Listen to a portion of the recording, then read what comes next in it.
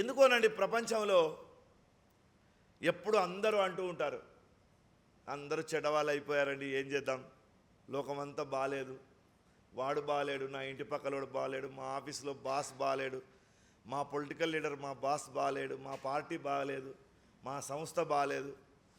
ప్రతి వాడి వేదనంతా హృదయంలో ఉంటుంది. అంటే ఎప్పుడు బాగలేని వాళ్ళ సంఖ్య ఎక్కువ ఉంటుంది అనేది మాత్రం నిర్ధారణ అయిపోయింది. దాన్ని నేను చెప్పడం కాదు, మన పంట పొలం దగ్గరికి వెళ్ళి చూస్తే అర్థమైపోతుంది. ఏదైనా ఒక మొక్కను మనం పెంచాలంటే దానికి ఎన్ని మందులు కొట్టాలనో, ఎంత పెద్ద ఫినిషింగ్ వేయించాలనో, ఎంత పెద్ద రక్షణ కవచం చేయాలనో. కలుపు మొక్కలకు ఒయ్యారి బామ వద్దంటే పెరుగుతుంది. ఒక్కరోజు నువ్వు కాలు పెట్టకపోతే మళ్ళీ రోజు వచ్చి చూస్తే వయ్యారి బామ చెట్లను లేచి ఉంటాయి. ఎక్కడెక్కడే అలంలో మేక మేయని చెట్లు, తోక మేయని చెట్లు, ఆవులు మేయని చెట్లు అన్నీ పుట్టుకొస్తాయి.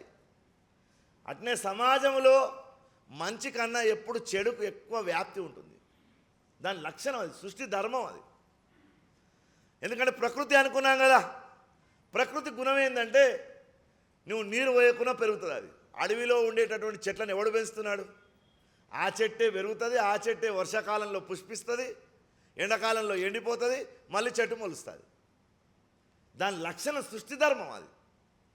ఆ కలుపు మొక్కలు ఎక్కువైనప్పుడల్లా యదా యదా హి ధర్మస్య గ్లానిర్భవతి భారత. ఎన్నిసార్లు అయితే ఈ కలుపు మొక్కలు పెరుగుతుంటాయో, ఈ కలుపు మొక్కలను పీకేయడానికి ఒక ఆయన సృజామ్యహం అంటే పుట్టడం కాదండి, ప్రకటించబడతాడట మన మధ్యలోంచే. ఒక ఊరిలో ఒక గ్రామ సర్పంచ్ కావచ్చు, ఒక నియోజకవర్గంలో ఎమ్మెల్యే కావచ్చు, ఒక దేశంలో ఒక ముఖ్యమంత్రి కావచ్చు, ఒక రాష్ట్రంలో ఒక ప్రధానమంత్రి కావచ్చు. ఎవరో ఒకరు సుజామ్యహం పుట్టుకొని వచ్చి దాన్ని సంస్కరించేటటువంటి పని చేస్తారు. అది చేయకపోతే ఏం జరుగుతుంది అంటే పుణ్యాత్ములంతా ఎప్పుడు లోపల బాధపడుతూ ఉంటారు. నెంబర్ 1 కోడలు సీరియల్లో అత్తలాగా బాధపడుతూ ఉంటారు. లోపలనే గులిగి చచ్చిపోతారు. పుణ్యాత్మునికే ఎప్పుడు భయం ఉంటుంది, అదేం విచిత్రమో. పాపాత్మునికి ఏ భయం ఉండదు. మన కళ్ళ ముందు జరుగుతున్న సత్యాలు. వాడు చూడరా రియల్ ఎస్టేట్లో ఏం సంపాదిస్తున్నాడు, వాని కింద మీద చేశాడు, వీని కింద మీద చేశాడు, 100 చెప్తాడు, వాళ్ళ లిస్ట్ అంతా వీని దగ్గరనే ఉంటుంది. మన తెలివితేటలు ఏంటంటే మనకు సంబంధించినటువంటి విషయం కంటే పక్క వాళ్ళే మనకు అద్భుతంగా తెలుస్తాయండి. నేను మా వీధిలో నడుచుకుంటూ పోతున్నా, ఆయన మంచి ఇల్లు కట్టాడు, ఇద్దరు మాట్లాడుకుంటూ పోతున్నాడు. ఎంత మంచి ఉంచుట్రా ఇల్లు అని ఒకటి అంటున్నాడు. వాడు మందిని ముంచి కట్టిండని వాడు వెంటనే అంటున్నాడు. వాని 30 ఏళ్ళ సంపాదన వీడు 1 నిమిషంలో ధ్వంసం చేస్తాడు. వీడు అంత శక్తి ఉంటుంది మనకు. మన గురించి మనకు తెలిసిన దానికంటే పరుల గురించి మనకు ఎక్కువ తెలుస్తుంది. ఎందుకు తెలుస్తుంది అంటే పుణ్యాత్మునికి ఎప్పుడు లోపల ఆవేదన ఉంటుంది. నేను ఇది చేయాలి, నేను అది చేయాలి, సమాజంలో ఇట్లా జరిగిపోయా అట్లా జరిగిపోయా, ఈ బాధ ఉంటుంది. పాపాత్ముడు ఎప్పుడు బాధపడు. దుర్యోధనుడు బాధపడ్డా? నిండు సభలో ఇంటి కోడలిని వస్త్రాపహరణం చేయడానికి ప్రయత్నించాడు దుర్యోధన దుశ్శాసనాదులు. కర్ణుడు శకుని లాంటి వాళ్ళు చప్పట్లు కొట్టారు పక్కన కూర్చొని. ఈ పెద్ద పెద్ద గడ్డాలన్నీ కూర్చొని చూస్తున్నాయి, ఒక్క మాట మాట్లాడవు. పుణ్యాత్మునికి ఎప్పుడు వేదన ఉంటుంది, పాపాత్మునికి ఎప్పుడు వేదన ఉండదు, గుర్తుపెట్టుకోండి. ఆ పాపాత్ముని మన శాస్త్రం ఏమని పిలిచిందంటే ఆతతాయి అని పిలిచింది. కృష్ణుడు కూడా ఒక చోట అంటాడు ఆతతాయినః అంటాడు. ఇవాళటి భాషలో చెప్పాలంటే వాడు టెర్రరిస్టు, ఉగ్రవాది. వాడు ఏం పని చేస్తాడు? వాడు చేసేటటువంటి పనులు ఉన్నాయండి, 6 పనులు చేస్తాడు వాడు. వీడిని టెర్రరిస్ట్ అని మనం ఎవడు అడగకముందుగా చెప్పొచ్చు. ఈ మతం వాడు టెర్రరిస్టా, ఆ మతం వాడు టెర్రరిస్టా అని మనమేం దీంట్లో మీమాంస పడాల్సిన అవసరం లేదు. ఈ 6 లక్షణాలు ఎవడుకుంటే వాడు మీ ఇంట్లో మీరు కూర్చొని మీరే నిర్ణయం చేయొచ్చు, ఈజ్ ద టెర్రరిస్ట్ అని. అగ్నిదో గరదచ్చైవ శస్త్రపాని ధనాపహ క్షేత్రోదారాపహర్త చ షడైతే ఆతతాయినః. అగ్నిదో గరదచ్చైవ మంది కొంపలకు నిప్పు పెట్టేవాడు నెంబర్ 1. అంటే వాని ఇల్లు అంటి పెట్టాలని ఆలోచించేవాడు. అంటే మనం అప్పుడప్పుడు అటాక్స్ చేస్తుంటే చూసిరు కదా, పక్కన ఇంట్లో పెట్రోల్ పోసి అంటూ వెళ్ళిపోతాడు. అంటే కొంతమంది మాటలతో పెడతారు, కొంతమంది చెల్లెలతో పెడతారు, ఉగ్రవాదులు బాంబులతో పెడతారు. వీళ్ళంతా ఆతతాయిలే. గరద చైవ, విషం పెట్టేటటువంటి వాడు. ఇప్పుడు ఈ 2 లక్షణాలు దుర్యోధనలో ఉన్నాయి. వాడు లక్కయ్యలు అంటిపెట్టి పాండవులను చంపడానికి ప్రయత్నం చేశాడు, భీమునికి విషం ఇచ్చి చంపడానికి ప్రయత్నం చేశాడు. 3వ వాడు శస్త్రపాణి. నీకు ప్రభుత్వం యొక్క అనుమతి లేకుండా శస్త్రాన్ని పట్టుకొని తిరగడానికి నీకు హక్కు లేదు. పోలీసుల దగ్గర ఆయుధాలు ఉన్నాయి, ఆర్మీ దగ్గర ఆయుధం ఉంది. ఎవరిచ్చారు ఆయుధం? వాళ్ళకు భారత రాజ్యాంగం ఇచ్చింది.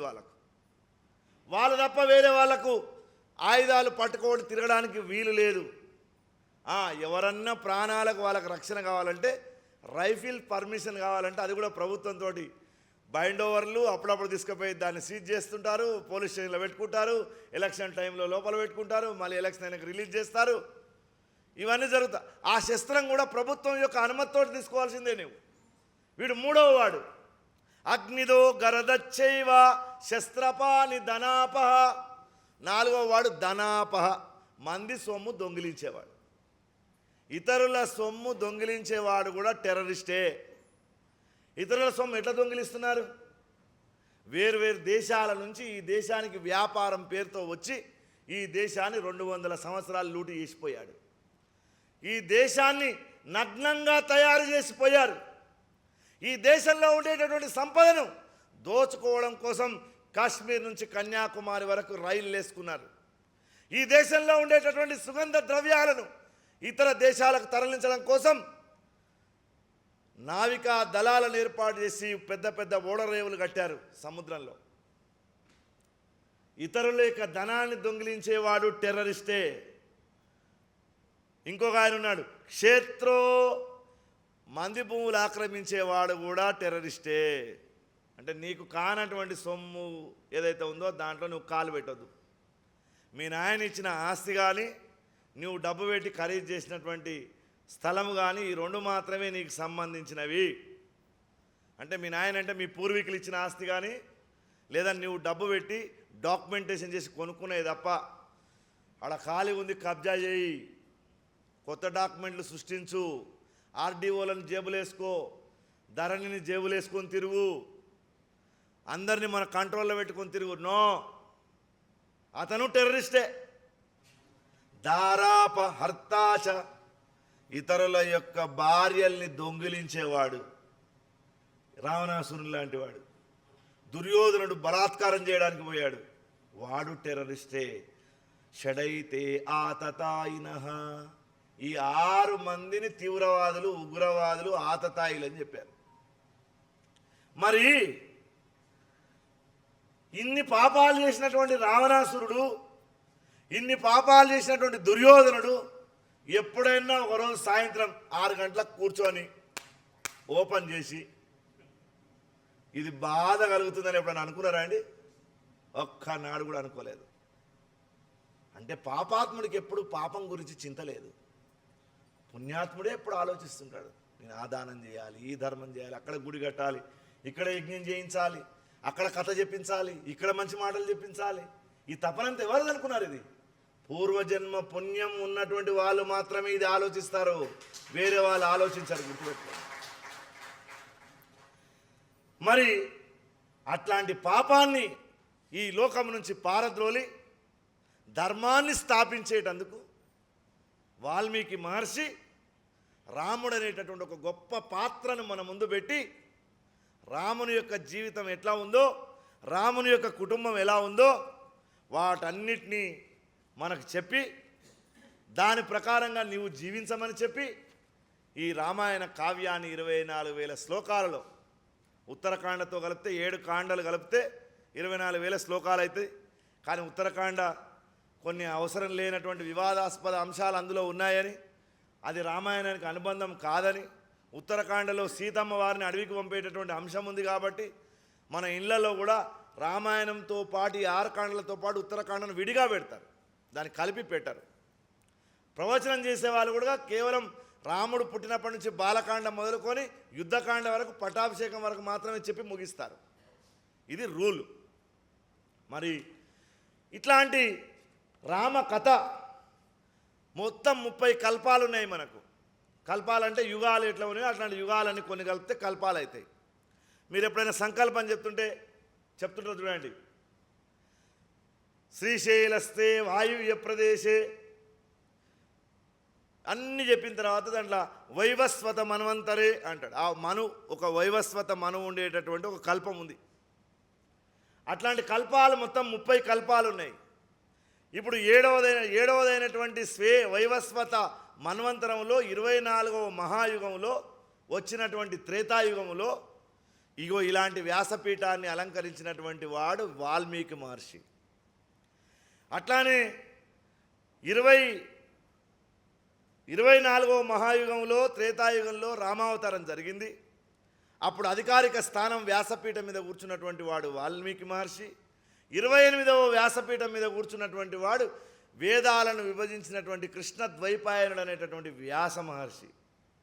29వ మహాయుగంలో అశ్వత్థామ ఈ సప్త చిరంజీవులో ఒక ఆయనగా ఉన్నాడు కాబట్టి ఆయన అప్పుడు వ్యాసపీఠం మీద కూర్చుంటాడట. ఇంకా అది పూర్తి కాలే. రాముని కథ కేవలం రామాయణంలో మాత్రమే లేదు. విష్ణు ధర్మోత్తర పురాణంలో మార్కండేయుడు వజ్రుడు అనేటటువంటి రాజుకు చెప్పినటువంటి కథగా ఉంది. అట్లానే అనేక పురాణాల్లో, పద్మపురాణంలో, మిగతా అనేక పురాణాల్లో రామాయణం ఉంది. మహాభారతంలో కూడా రామాయణం ఉంది. పాండవులు అరణ్యవాసానికి వెళ్ళిన తర్వాత ధర్మరాజు ఒకటే బాధపడిపోతుంటాడు. ఆయన దగ్గరికి మార్కండేయుడు మొదలైన ఋషులంతా వస్తారు. ఏమయ్యా ఎందుకు బాధపడుతున్నావు? మమ్మల్ని అనవసరంగా 13 సంవత్సరాలు అరణ్యానికి పంపించారు కదా అంటే ఆ మహర్షి అన్నాడు, అనవసరమా? మొన్న నువ్వు మయసభ అయిపోయిన తర్వాత మీ ఇంటికి మీరు దుర్యోధన దగ్గరికి వెళ్ళిన తర్వాత నువ్వు చేసిన పని గుర్తులేదా నీకు? ఎందుకు వెళ్ళావు? నీవు పతాలాడి అడవికి వచ్చావు. కానీ ఏ తప్పు చేయకుండా ఒక మహానుభావుడు అరణ్యవాసానికి 14 సంవత్సరాలు పోయాడు. ఇగో ఆయన చరిత్ర చెప్తాను విను అని మహాభారతంలో ధర్మరాజుకు రామాయణం చెప్పడం ఉంది. ఈ వీడియో మీకు నచ్చినట్లయితే లైక్ చేయండి, షేర్ చేయండి, కామెంట్ రూపంలో మీ అభిప్రాయాలు తెలియజేయండి. ఇలాంటి మరిన్ని వీడియోల కోసం శ్రీస్తుతి టీవీని సబ్స్క్రైబ్ చేయండి, పక్కనున్న గంటను కొట్టండి.